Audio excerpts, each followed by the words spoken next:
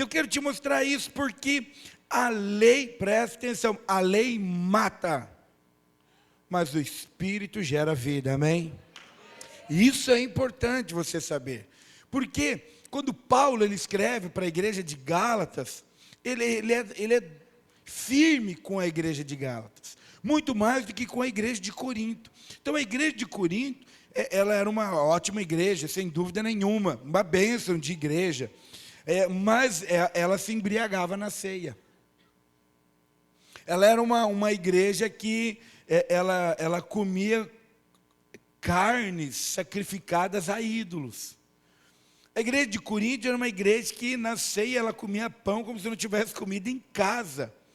Então, hoje, veja bem, dentro da nossa concepção, talvez, se nós chegássemos em um lugar, em um prédio, onde tivesse reunido uma igreja, que estivessem mais da metade embriagados, por vinho mesmo, né? Não pelo Espírito, mas pelo vinho mesmo, talvez nós pensaríamos, isso nem é uma igreja, porque eles estão embriagados.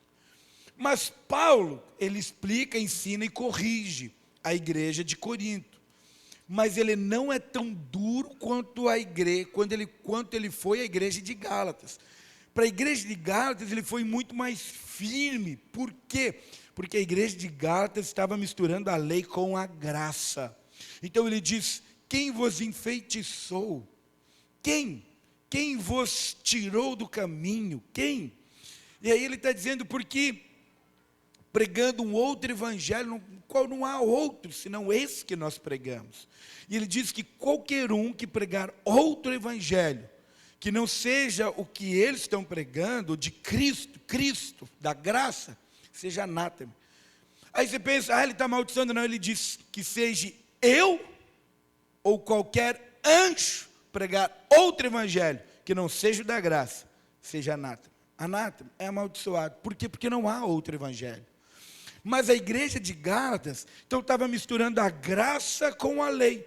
Então uma vez eles criam que eles tinham sido salvos pela graça, mediante a fé, mas agora queriam se justificar por obras da carne, guardando a lei. Então essa mistura impedia eles de desfrutar de todo o benefício de Cristo. E isso é tão importante porque nós temos muito para desfrutar de Cristo. Mas se nós tivermos com o véu da lei, nós não conseguimos. Está disponível, mas nós não conseguimos. Então, Cristo é maior do que a lei. Amém? Você está comigo? Amém? Então, eu quero ler alguns versículos com você. E também não quero me demorar muito, porque hoje nós vamos fazer a ordem correta de culto em nome de Jesus. Corredor só no segundo. O pessoal fica enlouquecido, aleluia, irmãos.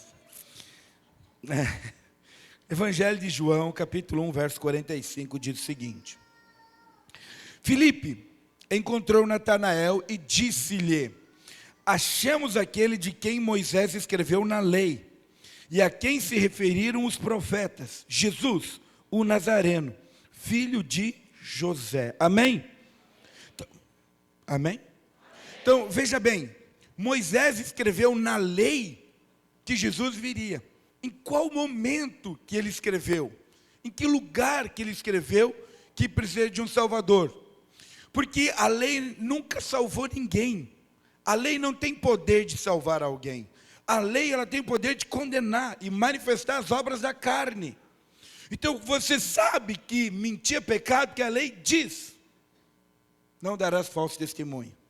Então agora a lei, ela nos torna vulnerável e nos mostra o pecado. E como nós podemos nos salvar? Tem uma maneira que alguém possa se salvar, a não ser por meio de Jesus? Nenhum. Então quando nós olhamos para a lei mostrava quem nós éramos antes de Cristo. Mas uma vez que nós sabíamos que estávamos perdidos, entendemos que tínhamos pecado, e isso nos leva que precisamos de um Salvador. Quando nós nos deixamos ser encontrados por Cristo, não precisamos mais da lei, porque a lei já nos levou até Cristo. Então aqui, quando Filipe fala para Natanael, ele está dizendo, olha Natanael, a lei, Moisés escreveu que um dia viria um Salvador, e ele cumpriria toda a lei, ele seria o Messias, ele seria o Cordeiro Santo que tiraria todo o pecado do mundo, não haveria mais sacrifício, ele seria o último sacrifício santo e perfeito, ele falava isso, e uma vez que nós estávamos condenados pela lei, agora seremos salvos. Ele disse, nós encontramos Jesus Cristo. Agora, é interessante, porque agora eles deixam de seguir a lei e passam a seguir Cristo. Então nós precisamos entender que a lei, ela não tem nada de errado com a lei. Você não pode pensar, então a lei é ruim. Não, a lei não é ruim. A lei mostra o padrão de Deus e mostra o pecado do homem. E isso traz a separação, mostra a santidade de Deus e mostra o pecado do homem. Por isso que Cristo, ele é o mediador. Ele pega na mão de Deus e pega na nossa mão, e o sangue dele nos purifica de todo pecado, nos tornando justificados em Cristo Jesus. Por isso que nós crer nessa verdade nos dá liberdade de pedir ousadamente, porque nós cremos que temos um Pai bom. Você sabe que a lei rouba a sua fé, porque ela te coloca no merecimento. Se você tiver com o véu da lei, toda vez que você olhar para você, ou você vai cair debaixo de condenação, dizendo, eu não orei o suficiente, eu não jejuei o suficiente, não amei o suficiente, você sempre vai estar em débito, porque ela faz com que você olhe para você, e não para Cristo. Ou então você vai dizer, hoje, depois desse final de semana, não faltei nenhum momento da conferência, fui em todos os apelos, abri meu coração, fui impactado. Hoje eu serei abençoado, porque eu mereço. Isso é justiça própria. Se entrou na lei. Nós somos abençoados porque somos filhos, não porque merecemos. Amém? Esse é o motivo. Então olha lá o que está escrito em Gálatas capítulo 3, verso 24. Diz assim, de maneira que a lei nos serviu de aio, para nos conduzir a Cristo, a fim de que fôssemos justificados pela fé. Mas, tendo vindo a fé, já não permanecemos subordinados ao aio. Quem era o aio? A lei. Vindo a fé em Cristo, não estamos mais subordinados à lei, mas a Cristo agora. Pois todos vós sois filhos de Deus, mediante a fé em Cristo Jesus. Amém? Tem alguém que crê em Jesus aí? Amém. Então quando você crê em Jesus, você se torna filho. Agora, você não é mais subordinado pela lei. O que significa aio? No original é tutor, guardião que guia. Então uma criança, quando ela era filha de pessoas ricas, e na verdade não tinha idade para a herança, seus pais morriam, então eles tinham um tutor, um aio, que guardava e conduzia, sendo que aquela criança não podia sair sozinha, sem o aio, sem o tutor, o guardião. Agora, veja bem que nós estávamos sujeitos à lei, e a lei nos conduziu aonde? Até Cristo, era o nosso tutor. Quando nós chegamos em Cristo, que Cristo nos alcançou, nós não estamos mais sujeitos à lei agora, mas estamos sujeitos ao Espírito da vida que habita em nós, amém? Por isso que hoje, nós não nos alimentamos sobre aquilo que é certo, ou sobre aquilo que é errado. Essa é a árvore do conhecimento do bem e do mal. Mas nós nos alimentamos, é da vontade de Deus, ou não é da vontade de Deus? É uma direção do Espírito ou não é uma direção do Espírito? Então não importa exatamente se é certo ou errado, porque tem muitas coisas que para nossa mente natural parecem ser certos, mas é errado para o Senhor. O Espírito não aprova.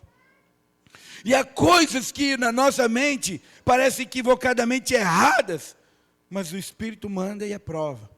Por isso que nós precisamos seguir o Espírito, amém? Então isso é tão importante, por quê? Porque nós precisamos tirar os olhos da lei, tirar o véu e olhar para Jesus, porque Ele é suficiente. Então quando você segue o Espírito, você não vai ter problema, porque você não vai andar sozinho. Porque o Espírito, ele vai te conduzir a toda a verdade. A verdade é Cristo e é a palavra. Então se Ele vai te conduzir, você é conduzido pelo Espírito. Veja bem, Ele vai dizer, é importante que você congregue, porque são teus irmãos em Cristo.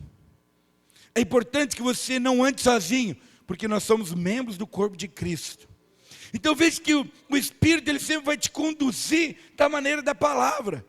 Então toda vez que vier qualquer pensamento, qualquer ideia, qualquer vontade que contraria a palavra, não é o Espírito quem está te dando, porque o Espírito jamais vai contradizer a palavra. Então você não precisa ficar se preocupando, será que eu estou fazendo certo? Será que eu estou fazendo errado?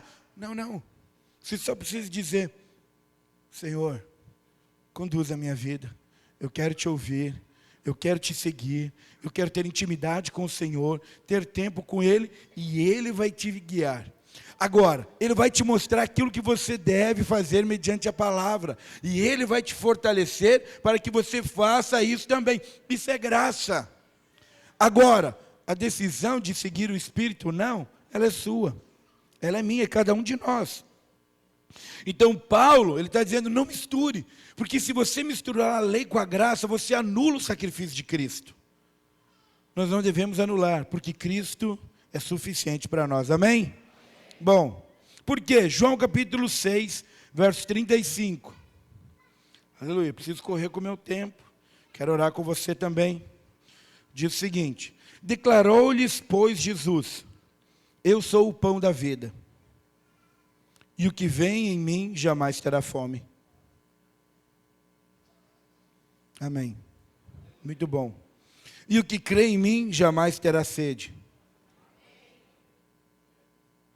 Porém, eu já vos disse que, embora me tenhais visto, não credes. Você sabe o que é interessante? Porque Jesus, ele está falando aqui, em João, exatamente isso. Ele diz, olha, eu sou o pão da vida. E ele está falando isso depois que ele mostra que ele é o verdadeiro pão. Porque o povo judeu dizia, Deus mandou o pão do céu lá no deserto, que é o maná. Nós já vamos falar sobre isso.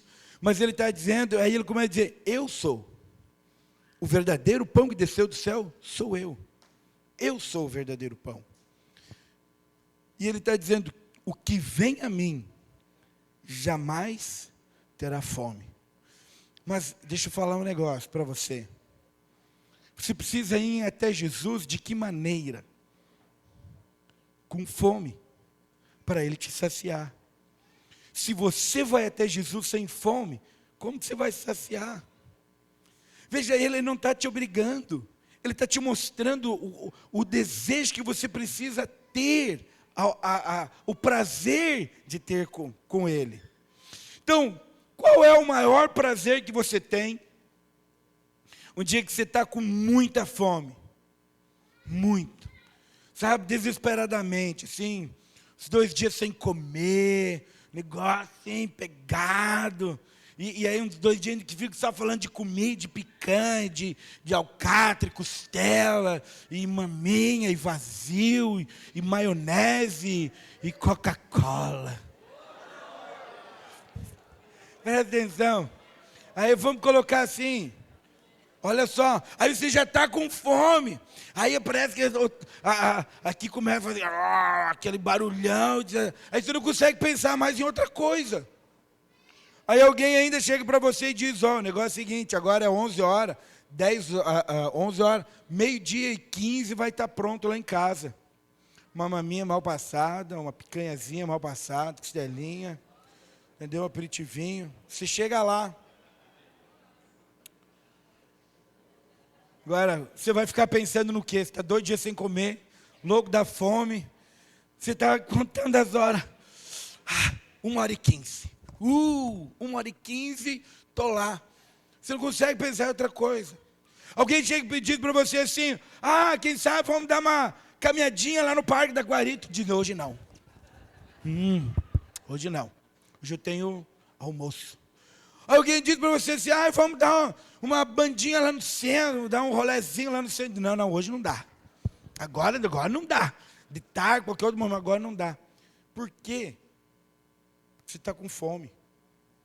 E aí quando você vai lá, você olha e corta aquelas tiras. Com uma farofinha assim, com um pedacinho de cebola. E ó, chega a dar uma lambidinha. Agora presta atenção. Deixa eu te falar uma coisa. Presta atenção. Estou falando de coisas espirituais aqui, quase em parábolas, irmãos. Mas os olhinhos de vocês estão brilhando pela picanha. Olha só, presta atenção. Aí você está comendo aquela picanha, se saciou, está cheio, cheio mesmo. Alguém chega para você e diz assim, não me desmerecendo, né? Eu tenho um pão aqui com margarina, você quer comer? Você diz, não. Obrigado, cara. Você vai dizer ainda, acabei de comer uma picanha ali, ó. Farofinha, não quero desprezar o seu pão. Diz, quem sabe um pão assim com uma chimita, cara, não quero desmerecer, mas não vai mesmo, cara, estou cheio. Presta atenção. Jesus está dizendo, eu sou o pão da vida. Aquele que vem em mim jamais terá fome. Porque ele vai com fome de Jesus. E Jesus vai saciar ele. E todo o restante que o mundo pode oferecer, não vai chamar mais atenção. Porque você vai estar saciado. Mas a comida ela é tão boa, porque você está com fome de Jesus, ele te sacia tanto, que quando você quiser ficar com fome de novo, você vai para onde? Para o mesmo lugar. Porque tem comida disponível para você todos os dias. Amém? Agora, veja bem, ele está dizendo, eu já disse isso. Embora tenhais visto. Ele está dizendo, tenhais visto. Você não tem conseguido crer. Ele está falando para os discípulos, porque eles estão andando com Jesus. Então, veja bem, que como que eu posso dizer que Jesus, eu não ter fome de Jesus, eu posso usar hoje para nós não crermos? É quando eu não creio que Jesus é suficiente. Eu preciso de Jesus, mas mais alguma coisa. Isso é lei. Eu preciso de Jesus, mas Jesus não é suficiente para mim. Eu preciso de mais alguma coisa. Eu preciso fazer alguma coisa. Agora eu vou cair para a lei. Então Jesus já não é mais o suficiente. Então eu não creio que ele é suficiente. Então agora eu preciso acrescentar mais alguma comida na minha dieta. Então eu não estou crendo que Jesus é suficiente, é único para mim. Então agora eu querer acrescentar mais alguma coisa. Presta atenção, não acrescente mais nada. Jesus é totalmente suficiente para mim e para você. Essa é a verdadeira vida. Agora, eu preciso ter esse desejo. Entender que Jesus, Senhor, deu Jesus para Ele morrer no meu lugar, pagar a dívida, levar a maldição, me tornar livre, perdoado, redimido, justificado, e eu posso viver uma vida livre em Cristo Jesus. Isso é suficiente. Eu preciso crer nisso. Agora, uma vez que eu criei, porque você creu quando aceitou Jesus, eu criei quando aceitei Jesus, de que maneira que eu procedo agora? Da mesma maneira. Paulo diz que da mesma maneira que nós fomos salvos, assim nós devemos andar. Então, se eu fui salvo pela graça, mediante a fé, eu devo andar na graça, mediante a fé. Bom, aí nós precisamos cuidar algumas coisas que nós ouvimos, e nós precisamos cuidar, obviamente, da nossa dieta espiritual, podemos dizer assim. Porque isso aconteceu lá com o povo de Israel. Então, quero te mostrar algumas coisas sobre isso. Projeto para mim, Êxodo capítulo 16.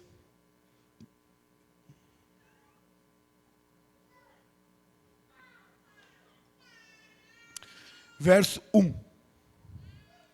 16, 1. Partiram de Elim, e toda a congregação dos filhos de Israel veio para o deserto de Sim, que está entre Lim e Sinai, aos 15 dias do segundo mês. Diga comigo, 45 dias. Depois que saíram da terra do Egito. Toda a congregação dos filhos de Israel murmurou contra Moisés e Arão no deserto. Disseram-lhe os filhos de Israel: quem nos dera tivéssemos morrido pela mão do Senhor na terra do Egito, quando estávamos sentados junto às panelas de carne e comíamos pão a fartar, pois nos trouxestes a esse deserto para matar de fome esta multidão.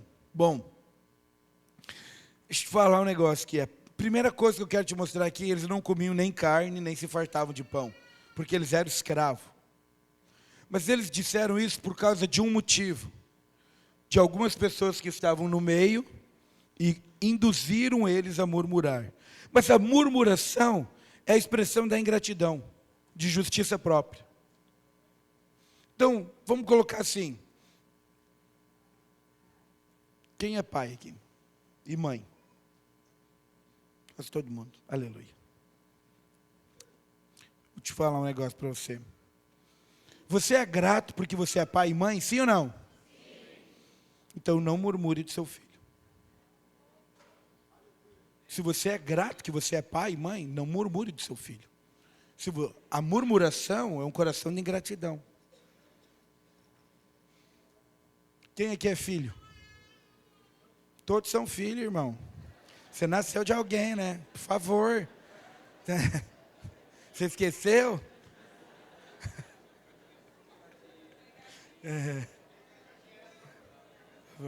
Olha só, presta atenção. Seja grato dos seus pais. Não murmure deles. Você entende? Porque sem seus pais você não existiria. Então, se você é grato que você existe, que você nasceu, não murmure de seus pais. Vamos colocar assim. Quem é casado aqui?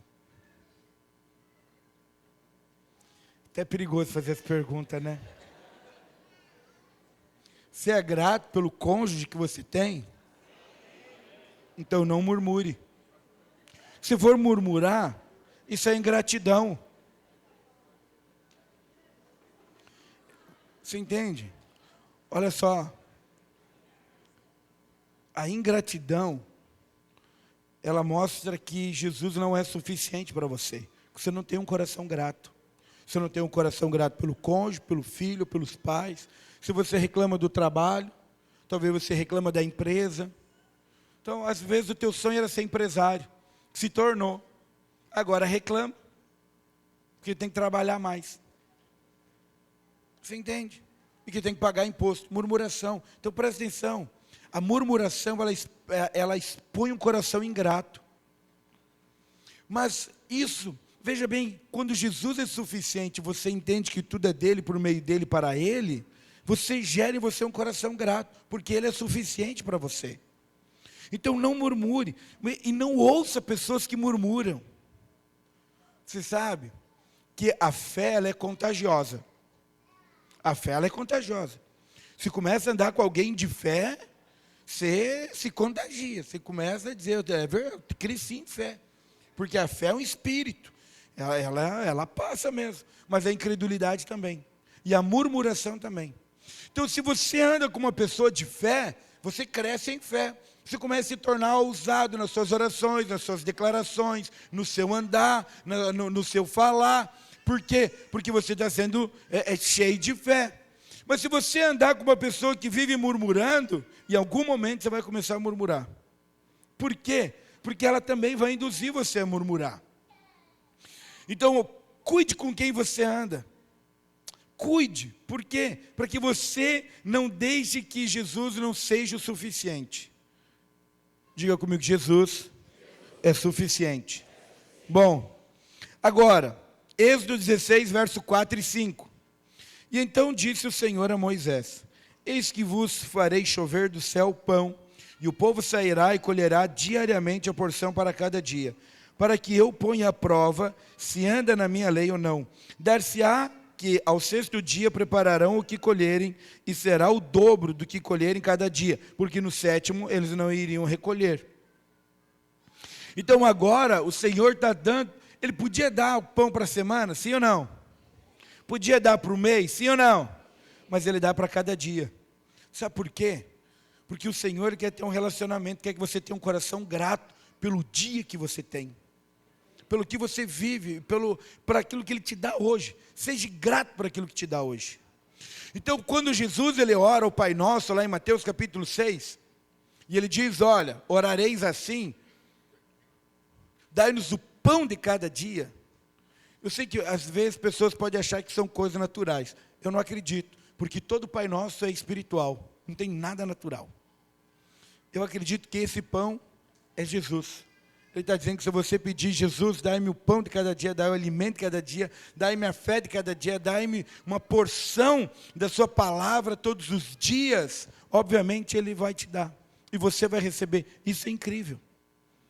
Exatamente isso, é quando você tem esse desejo, é quando você quer isso, absolutamente. Isso é primordial, isso é fundamental.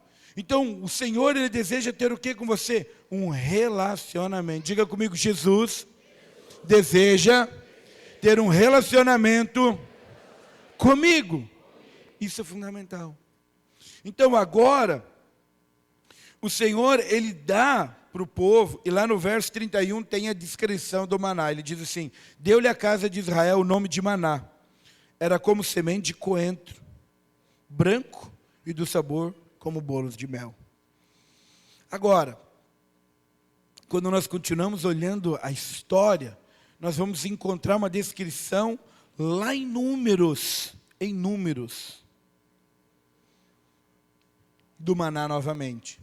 Números capítulo 11, verso 4 a 7, diz assim, e o populacho, diga comigo, populacho, que estava no meio deles, veio a ter grande desejo das comidas dos egípcios, pelos que os filhos de Israel tornaram a chorar e também disseram, quem nos dará carne a comer? Eu vou continuar, mas segura aí. Sabe que o Senhor, Ele nunca mistura público. Aqueles que iniciaram a murmuração não eram filhos de Israel. Não eram. Não era. Era o populacho. Quem era o populacho? Então, podia ser alguns filisteus, amoreus, cananeus, algumas pessoas de outros povos, amonitas, entendeu? Que estavam vivendo lá dentro do Egito, viviam lá dentro do Egito. Eles não eram escravos, eles estavam desfrutando da vida lá no Egito, não eram escravos. E aí, mas quando eles viram tudo aquilo que Deus fez, as pragas, a maneira que Ele guardava o povo de Israel, e a praga ia para o Egito, tudo que aconteceu lá, eles disseram, rapaz, nós vamos com eles, se Deus é forte demais, nós vamos com eles, e eles foram, mas presta atenção, não era o desejo de Deus, vamos supor assim, o desejo de Deus era tirar o povo de Israel, e tirou, mas o populacho foi junto. E aí agora, o populacho comia carne, comia melões, comia saladas, comia coisas boas lá no Egito. O povo de Israel não. Mas eles não eram povo, mas estavam no meio do povo. Eles agora começaram a reclamar, a murmurar, a chorar, a cobrar, dizendo, lá nós comíamos carne, lá, e agora quem vai nos dar? E aí o que acontece? O povo de Israel foi influenciado por isso. Dessa mesma maneira. Então, no verso 5, lembrando-nos dos peixes que no Egito comíamos de graça, dos pepinos, dos melões, dos alhos silvestres, das cebolas e dos alhos. Ei, presta atenção, os filhos de Israel começaram a falar isso, mas eles eram escravos. Eles não comiam nada de graça. Eles trabalhavam o dia todo só para ter o que comer. Mas agora eles estavam sendo influenciados pelo populacho que estava no meio.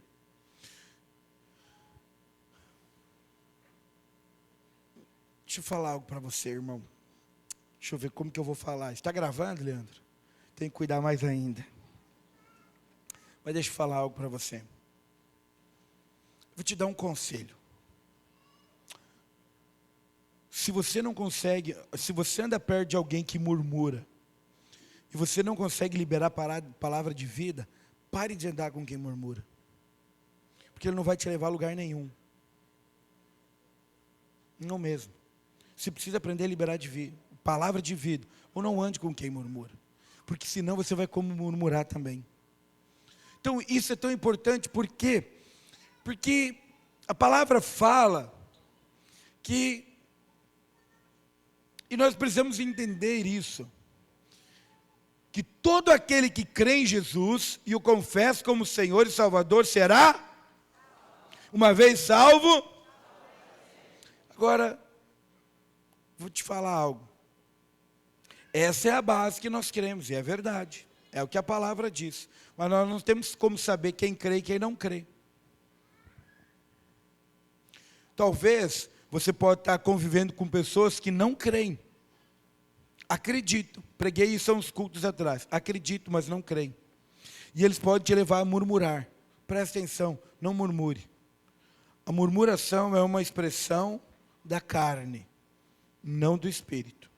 É uma ingratidão. Então agora o populacho, ele começou a reclamar, chorar, e o povo de Israel seguiu essa mesma linha e começou a fazer a mesma coisa. E aí no verso 6 diz: agora porém seque-se a nossa alma, e nenhuma coisa vemos senão este maná. Era um maná como semente de coentro, e a sua aparência semelhante à de bidélio. Opa, mudou alguma coisa aqui. Duas coisas que você precisa entender. Agora, porém, seque-se a nossa alma, e nenhuma coisa vemos senão este maná. Agora, a vida é a igreja. Só a igreja. Agora é só isso. É só orar mesmo. Se é qualquer coisa, vamos orar, vamos ler a Bíblia, vamos orar, vamos ler a Bíblia, vamos fazer curso, vamos fazer igreja, vamos ser igreja. Você entende? Só isso agora. Você não sai mais agora de dentro do prédio da igreja, você quer estar na célula, você quer estar no discipulado, você quer estar na oração. É só igreja agora. Isso seca a nossa alma. Aleluia. Que morra de uma vez o teu eu, para que o Espírito flua. Mas você está entendendo que o populacho, era o populacho que estava falando isso. E que agora levou o povo de Israel, os filhos, a falarem a mesma coisa. Então agora eles estão dizendo, agora é só palavra, Jesus. Jesus aponta para o maná. Ele é o verdadeiro pão que desceu do céu. Então veja bem, agora é só Jesus? Claro que é só Jesus. É o que mais? O que você quer mais do que Jesus? Jesus não é o suficiente para você? É ou não é? Então é exatamente isso. Respire Jesus, coma de Jesus, fale de Jesus, ande com Jesus, esteja com Jesus, viva para Jesus, a sua vida seja essa. Simples. Agora, pessoas que vão estar ao seu redor vão dizer, tá, mas e agora? É só Jesus? É. Só Jesus. Agora se tornou fanático? Sim. É verdade. Se alguém me perguntar se eu sou fanático, eu digo que sou mesmo. Cada dia que passa, sou mais. Porque como não ser fanático por alguém que morreu na cruz por mim, me salvou do inferno, me libertou para viver uma vida livre? Sou fanático. E que o Senhor me conserve assim o resto da vida. Então veja bem, presta atenção, o problema é quando você começa a ouvir outras coisas. E aí agora o pão não é mais suficiente. O maná não é mais suficiente. Eu preciso de Jesus, mas eu preciso de outras coisas também. Presta atenção nisso. Esse é o momento que muda o paladar. Ou você acha que Deus ele muda? Deus não muda. Então, veja que lá no início, o maná, ele era como a semente de coentro, média, pequena, branquinha, com sabor de bolos de mel. Mas agora, depois de anos, depois da murmuração, depois de tudo isso, sabe, deles não achar que o maná é suficiente, aí eles começam a falar, é semente de coentro, mas tem a aparência e semelhança de bidélio. Bidélio é uma cor amarronzada. Se você for continuar lendo, ele vai falar que é como gosto de bolo de mel, de azeite. Mudou, não é mais de mel, agora é de azeite. Mudou o paladar. Deus mudou o maná? Não, não mudou. A palavra continua sendo saborosa? Claro que sim. Mas o paladar é que mudou. Por causa de influência de outros. Então agora nós precisamos cuidar disso? Claro que sim. Por quê? Porque o Senhor está dizendo que Ele é o pão vivo e que Ele nos dá todos os dias que nós vamos buscar Ele e que Ele nos sacia. E isso vai fazer com que a nossa fé aumente, porque a fé vem pela pregação e a pregação pela palavra de Cristo. Amém? Bom, por que tudo isso é importante você saber? Porque se você tirar os olhos de Cristo, você vai cair na lei. Porque a lei era o seu tutor. Então agora qualquer coisa que quer tirar você do centro da vontade de Cristo, os seus olhos de Cristo, você vai cair na lei de novo. E a lei impede que você desfrute de tudo aquilo que Deus tem para você. Na lei você vai encontrar morte. Ah, cadê o Vi? Ah, Vi. Está perdoado, sobe aqui, Vi. Eu chego lá, Vi. Quem estava junto vai entender. Eu chego lá, Vi. Olha só. A lei sempre vai te levar para a morte. A graça sempre vai gerar vida. Sempre. Amém? Eu quero te mostrar isso numa passagem. Mas antes dela eu vou ler outro. Projeto para mim 1 Coríntios capítulo 15, versos 56 a 58. O aguilhão da morte. Aguilhão aqui, no original, é uma ferroada como de escorpião. Dizem que é muito dolorido. Então o aguilhão da morte, sabe? A picada da morte é o pecado. E a força do pecado é a lei. Não é a graça. Não é você saber que você está perdoado. É a lei. A força do pecado é a lei. É na lei que ele encontra força. O pecado encontra força. Mas verso 57. Graças a Deus que Ele nos dá a vitória por intermédio de nosso Senhor Jesus Cristo. Presta atenção.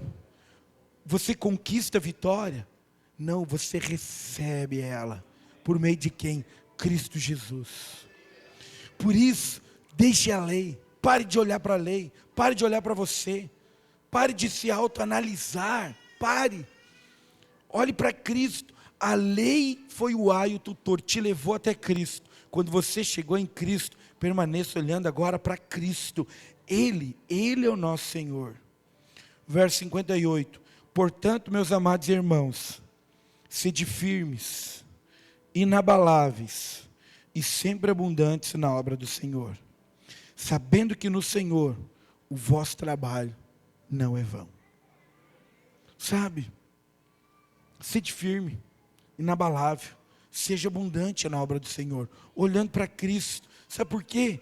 Porque qualquer coisa que você faça no Senhor, movido pelo Espírito, não é vão. Não é. Lembro que o pastor Ricardo Guimarães pregou na sexta.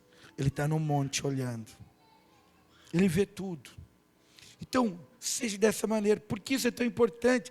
Porque para que você tenha o teu coração cheio de fé para um milagre. Para um milagre acontecer na sua vida.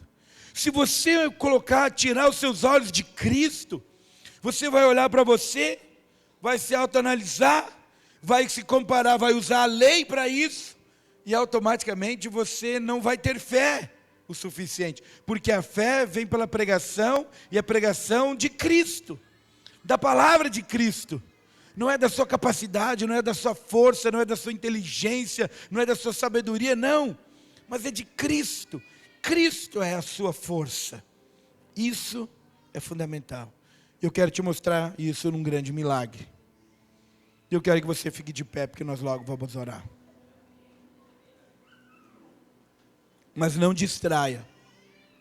Levante, olha aqui para mim. E eu quero te mostrar isso, um detalhe. Em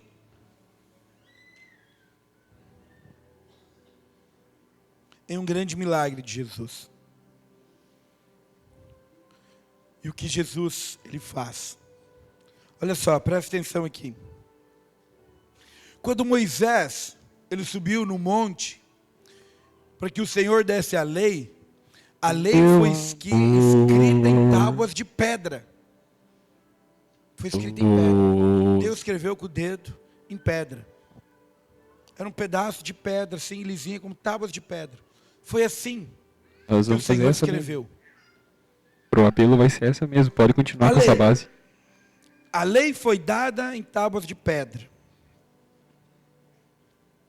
Mas a graça e a verdade vieram por meio de Cristo Jesus. E num grande milagre que Jesus opera, que é a ressurreição de Lázaro. Eles disseem: Jesus, se você estivesse aqui, não teria morrido. Marta e Maria dizem isso. Se estivesse aqui, Jesus. Jesus, ele fica sabendo da doença, da enfermidade de Lázaro, ele se demora mais 2 dias, depois que ele chega, Lázaro morreu, está 4 dias enterrado. Morto. E aí Jesus chega e ouvindo Marta falar isso, ele diz assim: eu sou a ressurreição e a vida. Quem crê em mim não morrerá. E aí Marta diz: eu creio que ele vai ressuscitar no último dia. E Jesus diz: eu sou a ressurreição e a vida. Todo aquele que crê em mim, mesmo que morra, viverá eternamente. Mas ela não consegue entender isso. Presta atenção, por que ela não consegue entender? Por causa da lei. A lei, ela expõe você. A lei, ela mostra a tua incapacidade. A lei, ela mostra o teu pecado. Sabe, ela deixa você consciente de você. Mas você não deve estar consciente de você. Você precisa estar consciente de Cristo em você. Não mais eu, mas Cristo em mim. Mas Jesus precisa mostrar isso. E aí eu quero te mostrar o segmento dessa passagem. João capítulo 11, verso 39, 43, diz o seguinte: e então ordenou Jesus: tirai a pedra. Disse-lhe Marta, irmã do morto: Senhor, já cheira mal, porque já é de 4 dias. Respondeu-lhe Jesus: não te disse eu que se creres, verás a glória de Deus? Ela não estava conseguindo enxergar. Ela não conseguia. Ela estava com Jesus, sabia que Jesus poderia ter curado Lázaro, mas ela não conseguia crer completamente em Jesus. Verso 41. Tiraram então a pedra. E Jesus, levantando os olhos para o céu, disse: Pai, graças te dou, porque me ouviste. Aliás, eu sabia que sempre me ouves, mas assim falei por causa dessa multidão presente, para que creiam que tu me enviaste. E tendo dito isto, clamou em alta voz: Lázaro, vem para fora. E Lázaro saiu. Mas deixa eu te mostrar uma sequência que é importante. Primeiro, tiraram a pedra. A pedra aponta para a lei. Enquanto você deixar o véu, a pedra da lei, diante dos seus olhos, misturando a graça, você não consegue dar graças a Deus. Não consegue. Jesus, ele mostra que quando sai a pedra, agora você pode agir ousadamente em fé, porque você crê em Cristo Jesus. A lei não permite que você creia em milagres grandiosos, porque coloca você no centro, mas a graça tira você e coloca Ele. Por isso, hoje eu quero dizer para você, Jesus é suficiente. Tire a pedra, remova a pedra da lei, tire você da conta, tire você da conta. Não importa, para o milagre acontecer, não depende do seu bom comportamento, não depende se você se comportou bem ou não, depende do comportamento de Cristo, e Ele se comportou bem, Ele é o nosso representante, você recebe, é pela graça. Por isso, tire a lei, esteja só a fome de Jesus, olhando para Ele, declarando que Jesus é suficiente, completamente suficiente para a minha vida. Eu quero que você feche os seus olhos.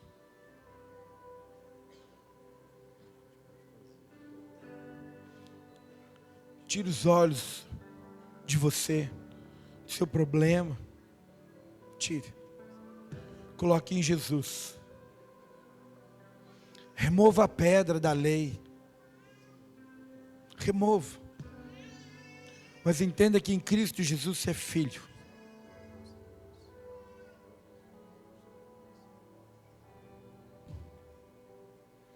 E agora, ousadamente,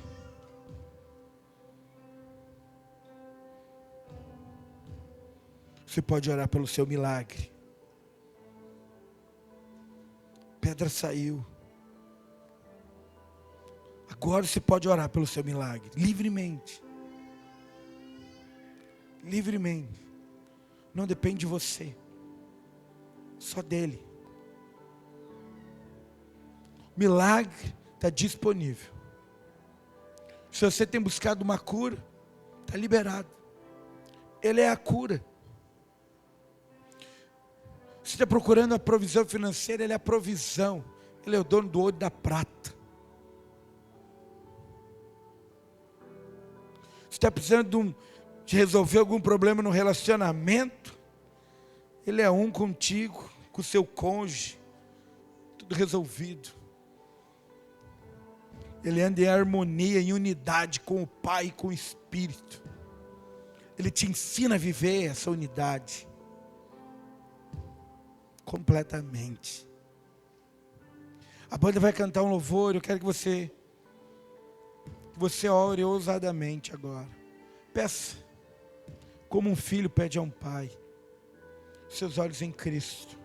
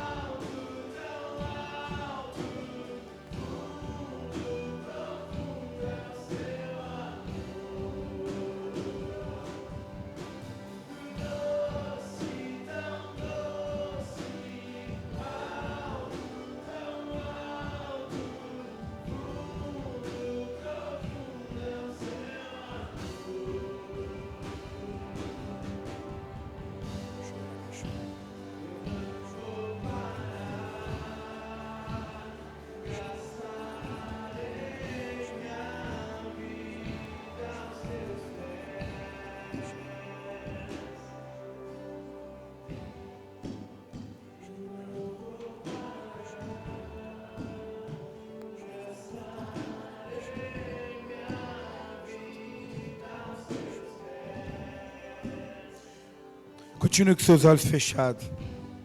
Eu quero orar hoje especificamente por você que tem alguma enfermidade.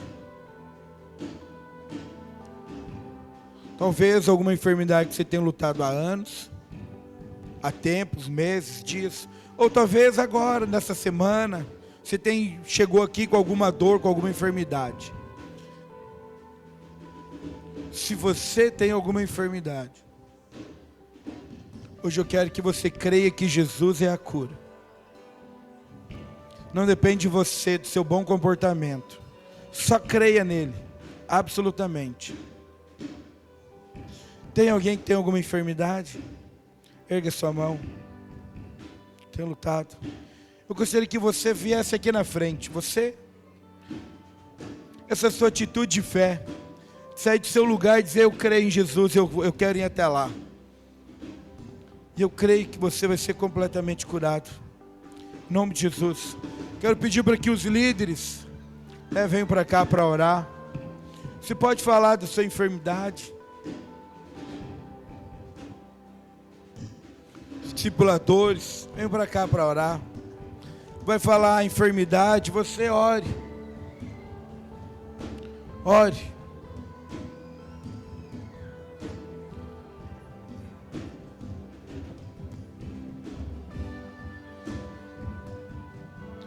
A banda vai continuar cantando.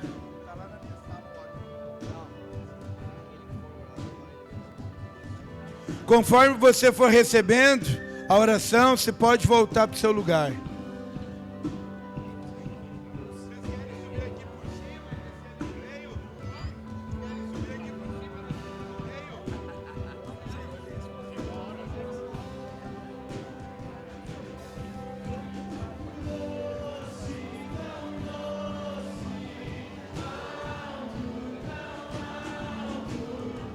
Receba a cura. Jesus é a cura. Senhor, cure os joelhos, cure as pernas. Que tendões cresçam, carne cresça, ossos estiquem, depressões cessem, angústias, tristezas, nós te repreendemos. Espírito de morte, nós te repreendemos no nome de Jesus e ordenamos: saia. Enxaquecas, problemas no útero,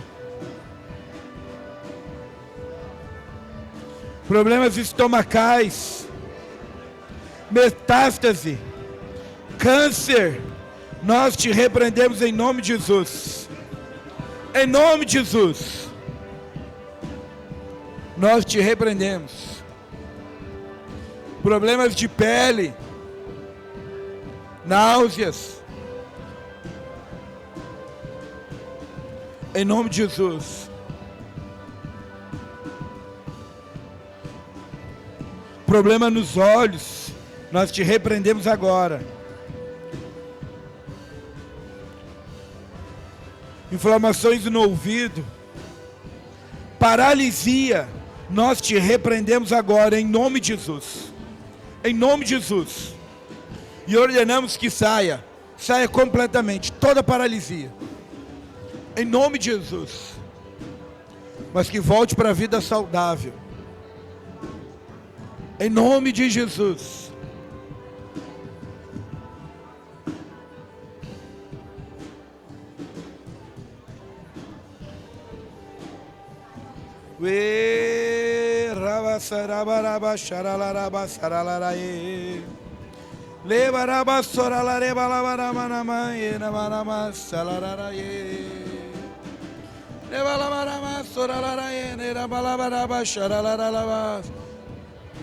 Espírito que tem gerado depressão, eu te repreendo agora, em nome de Jesus.